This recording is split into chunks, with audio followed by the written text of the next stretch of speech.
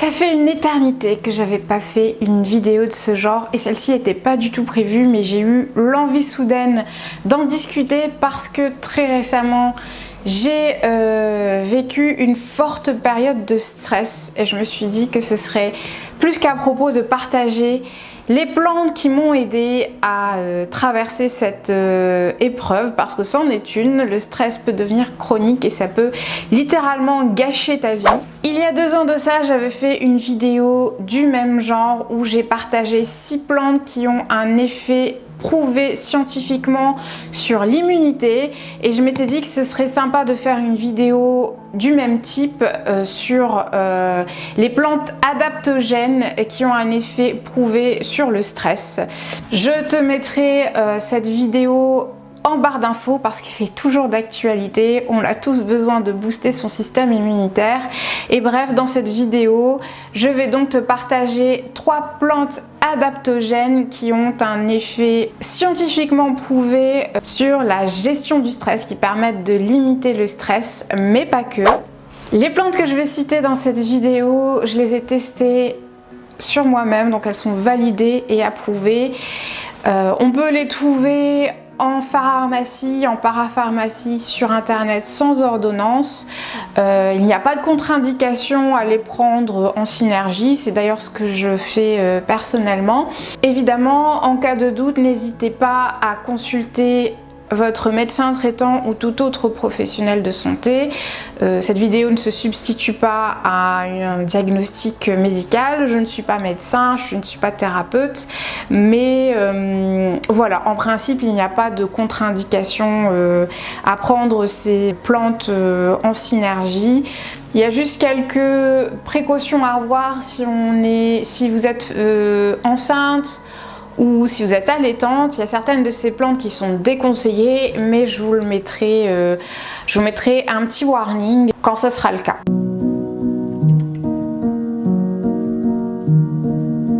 Commençons par le commencement. J'ai parlé de plantes adaptogènes, mais si tu es newbie et que tu n'as jamais entendu ce terme, tu dois te demander de quoi il s'agit. En fait, il s'agit d'une catégorie de plantes qui potentialisent la réponse adaptative du corps face à différents stress, peu importe la nature de ce stress. Pour l'aspect historique, cette catégorie de plantes dites adaptogènes a été découverte après-guerre en 1947 par un toxicologue russe qui s'appelle, je regarde mon anti-sèche, Nikolai Lazarev. Alors bien évidemment, il existe une multitude de plantes adaptogènes. Pour rester concise et dans le but que cette vidéo ne dure pas 3 plombes, j'ai décidé de m'attarder uniquement sur les 3 plantes adaptogènes que j'ai personnellement le plus consommées et qui ont eu le plus d'effet sur moi. Mais sachez qu'il y en a plein d'autres qui d'ailleurs pourront faire l'objet d'une autre vidéo si cela vous intéresse.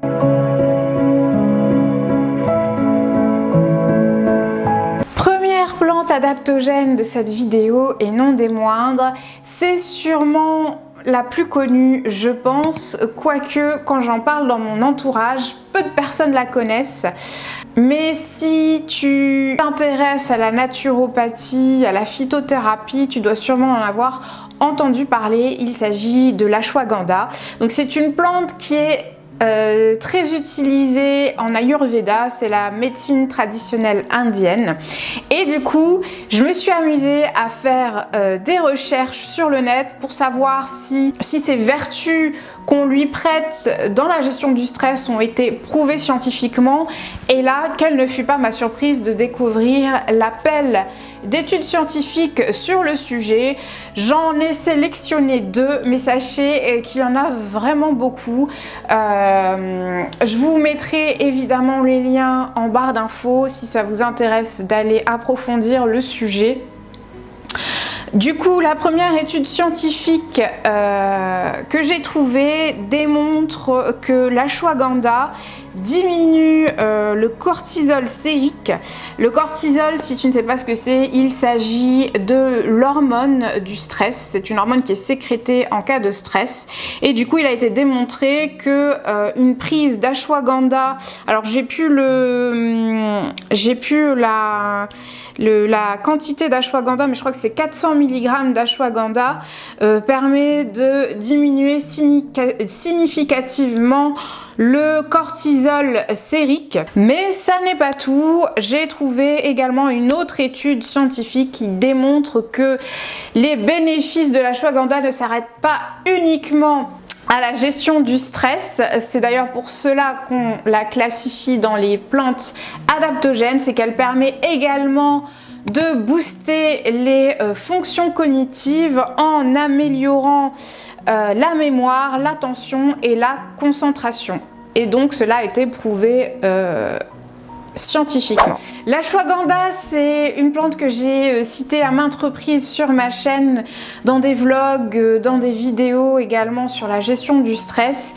Et c'est quelque chose que j'ai déjà précisé, mais je le répète ici dans cette vidéo. Vous pouvez trouver l'ashwagandha sous forme de gélules en parapharmacie, en pharmacie, sur le net, peu importe. Personnellement, c'est pas comme ça que je la consomme. Je vous le déconseille parce que ça coûte souvent assez cher. Il faut compter plus de 10 € pour une boîte de 30 à 40 gélules qui sont dosées à 400 mg.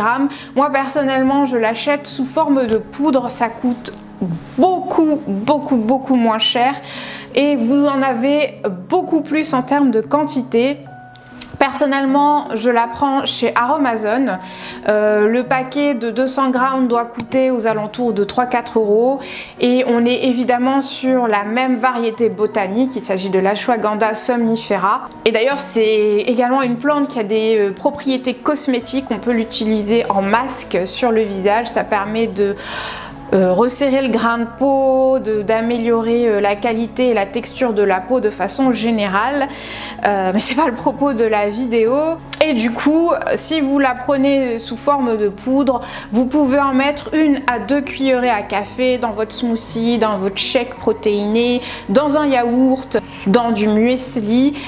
Moi, c'est comme ça que j'ai vu son effet. Personnellement, j'ai souffert d'insomnie assez sévère, assez chronique, et la prise d'ashwagandha m'a énormément aidée dans la gestion de mon stress et pour retrouver un sommeil plus réparateur. Du coup, s'il y a une plante que vous devez retenir dans cette vidéo, c'est bien l'ashwagandha.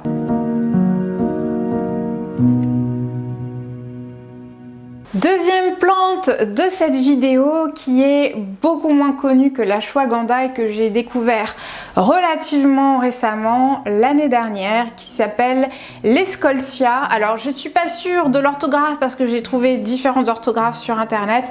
Par contre la prononciation, je suis quasiment sûre que ça se prononce ainsi parce que mon médecin me l'a recommandé.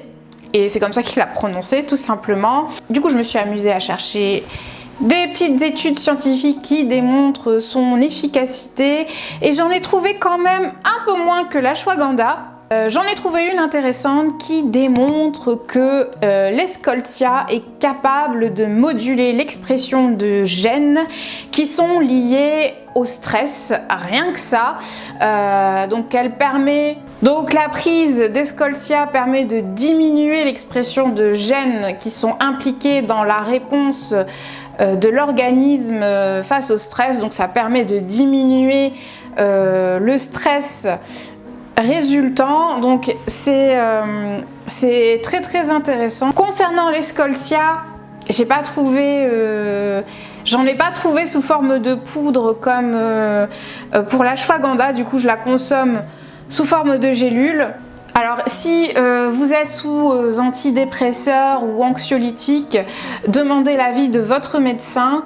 Mais il est tout à fait envisageable de diminuer progressivement la dose des antidépresseurs et par la suite de s'appuyer sur ces anxiolytiques naturels qui vont prendre le relais de façon beaucoup plus douce.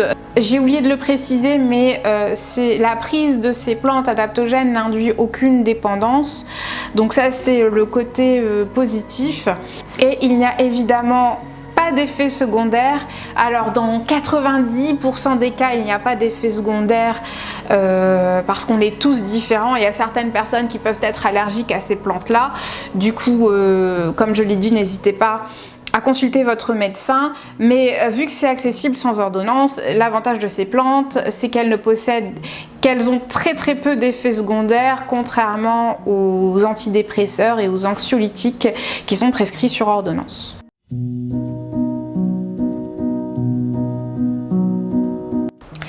Troisième et dernière plante de cette vidéo, qui elle aussi est un petit peu moins connue que l'ashwagandha, il s'agit de la rhodiole ou Rhodiola rosacea. C'est plus sous ce terme-là qu'on la retrouve sur le marché. C'est donc une plante adaptogène qui a démontré ses effets anxiolytiques à de nombreuses reprises. J'ai trouvé pareil l'appel d'études scientifiques sur le sujet, beaucoup plus que sur les Scoltia.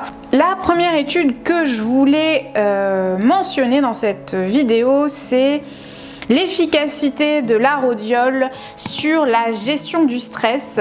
Donc cette étude démontre que la rhodiole est effective dans la gestion du stress et permet de booster le métabolisme énergétique en prévenant le stress chronique, les burn-out et la dépression, etc. etc. Une autre étude un petit peu plus ciblée qui démontre les effets plus larges de la rhodiole sur ses effets anxiolytiques, anti-âge et immunostimulants. Donc la rhodiole, en plus d'avoir des effets anxiolytiques, permet de booster le système immunitaire. En fait, c'est un peu le cas de toutes les plantes adaptogènes. Elles ont un effet sur la gestion du stress, mais elles ont également d'autres effets sur le système immunitaire, sur les fonctions cognitives. C'est pour ça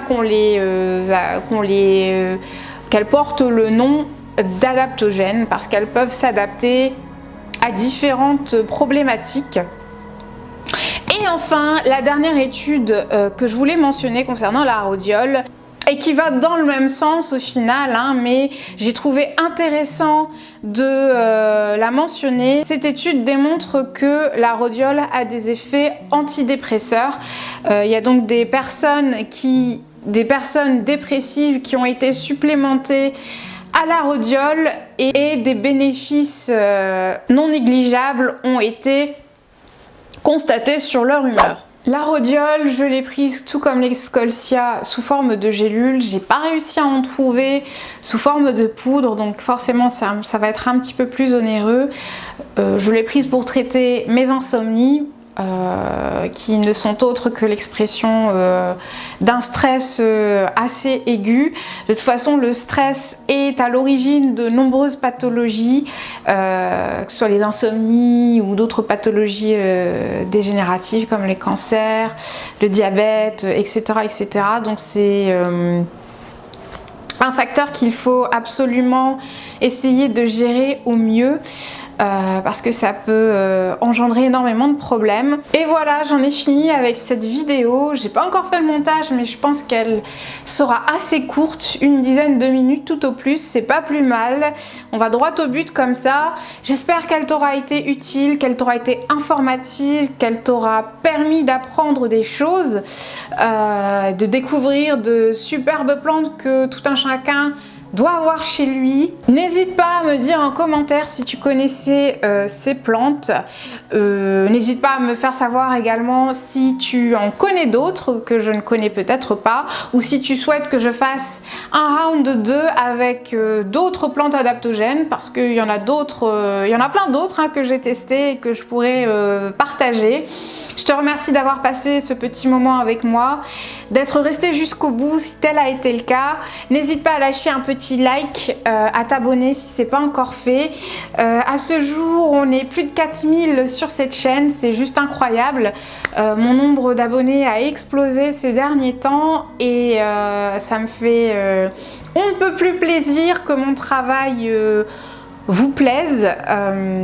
N'hésitez pas à partager cette vidéo, je pense qu'elle peut être utile à des personnes de votre entourage qui n'ont pas connaissance de ces plantes. Et j'ai assez blablaté, je te souhaite une très belle journée, une très bonne semaine, une très belle soirée où que tu sois quand tu regardes cette vidéo et je te dis à la prochaine.